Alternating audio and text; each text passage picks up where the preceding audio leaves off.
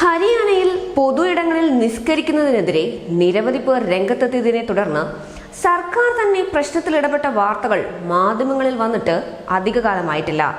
എല്ലാവർക്കും അവരവരുടേതായ മതവിശ്വാസങ്ങളും ആചാരങ്ങളും പിന്തുടരാൻ അവകാശമുള്ളപ്പോൾ തന്നെ മറ്റുള്ളവർക്ക് അത് ബുദ്ധിമുട്ടുണ്ടാക്കരുത് എന്നൊരു വശം കൂടി ഓർക്കണം.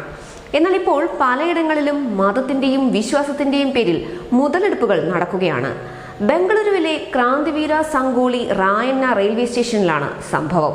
സ്റ്റേഷനിലെ പൊതു ഇടം ഇപ്പോൾ പള്ളിയാക്കി മാറ്റിയിരിക്കുകയാണ്.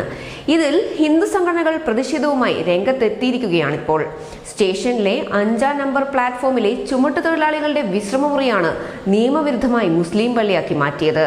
ഇതിനെതിരെ എതിർപ്പ് ശക്തമായിരിക്കുകയാണ്. എല്ലാ സമുദായങ്ങളിലെയും ചുമട്ടുതൊഴിലാളികൾക്കായി നിർമ്മിക്കപ്പെട്ട ഈ മുറി 10 വർഷം മുമ്പാണ് മുസ്ലിം പള്ളിയാക്കി മാറ്റിയത്. മറ്റ് സമുദായങ്ങളിലെ അംഗങ്ങൾ ഈ പ്രത്യേക മുറി സന്ദർശിക്കുന്നത് ഇപ്പോൾ നിരോധിച്ചിട്ടുണ്ട്. മസ്ജിദ് ഇ നൂറാനി എന്നാണ് ഈ പള്ളി അറിയപ്പെടുന്നത്. പൊതുമുതൽ അനധികൃതമായി കൈവശപ്പെടുത്തി പള്ളിയാക്കുന്നതിനെതിരെ നടപടിയെടുക്കണമെന്ന് റെയിൽവേ മന്ത്രി അശ്വിനി വൈഷ്ണവിനോടും ഇന്ത്യൻ റെയിൽവേയോടും ഹിന്ദു സംഘടനകൾ ആവശ്യപ്പെട്ടിരിക്കുകയാണ്. ഈ പള്ളിയുടെ ദൃശ്യങ്ങൾ സോഷ്യൽ മീഡിയയിൽ പ്രചരിച്ചതോടെയാണ് നാട്ടുകാർ ഉൾപ്പെടെ പ്രതികരണവുമായി രംഗത്തെത്തിയത്. റെയിൽവേ സ്റ്റേഷനിൽ നടന്ന കയ്യേറ്റത്തിനെതിരെ റെയിൽവേ അധികൃതർ പ്രതികരിക്കാത്തതിനെയും നാട്ടുകാർ ചോദ്യം ചെയ്യുന്നുണ്ട്.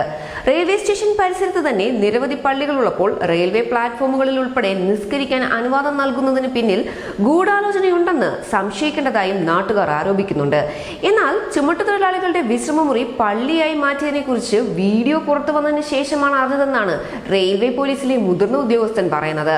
ബംഗളൂരുവിൽ കഴിഞ്ഞ 5 വർഷത്തിനിടെ 4ഓളം തീവ്രവാദികളെയാണ് കേന്ദ്ര അന്വേഷണ ഏജൻസികളും പോലീസും പിടികൂടിയത്.